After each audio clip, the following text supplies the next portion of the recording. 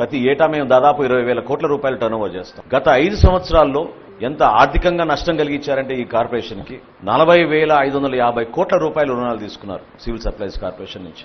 ఏ విధంగా మనం రైతుల్ని ఆదుకోగలుగుతాం మాకు అర్థం కాలేదు. ఆ సందర్భంగా మా అధికారులు 1674 కోట్ల రూపాయలు బకాయిలు ఉన్నాయి రైతులకి ఇంకా ఇవ్వాల్సిందంటే నిజంగా అవకాశం ఎట్లా కలుగుతుందా అని ఎదురు చూసాం. కానీ ధైర్యంగా మేము ఇంటర్నల్ గా మేము మాట్లాడుకున్నాం, టార్గెట్ పెట్టుకున్నాం. నెల రోజుల్లోపే మనం ఎట్టి పరిస్థితుల్లో సరే ఎంత కష్టమైనా సరే మన రైతాంగానికి మనం ఈ నిధులు అందించేటట్టు మనం కష్టపడదాం అని చెప్పి అధికారులందరూ కూడా ఆ రోజు కూర్చున్నప్పుడు తదనంతరం పాండ్యన్ గారిని ఢిల్లీ పంపించి అక్కడ నాబార్డు అధికారులతోటి ఎన్సీడీసీ అధికారులతోటి మాట్లాడి ఏదో విధంగా మనం రుణాలు తీసుకొద్దామని ఒక ప్రయత్నం చేశాం. మేము కాకినాడ పర్యటనలో ఆ రోజు పీడీఎస్ రైస్ ని ఏ విధంగా దారి మళ్లించారో వాటిపైన మేము సమీక్షించుకుంటూ ఆ ప్రాంతంలో తిరుగుతున్నప్పుడు ఆ రోజు వరకు బ్యాంకర్లు కూడా మేము ఫోన్ చేస్తే ఫోన్ ఎత్తేవాళ్ళు, కానీ ఆ రోజు నుంచి ఫోన్లు ఎత్తడం కూడా మానేశారు. వాళ్ళకు కూడా నమ్మకం కలగలేదు. ఎందుకంటే గత ప్రభుత్వం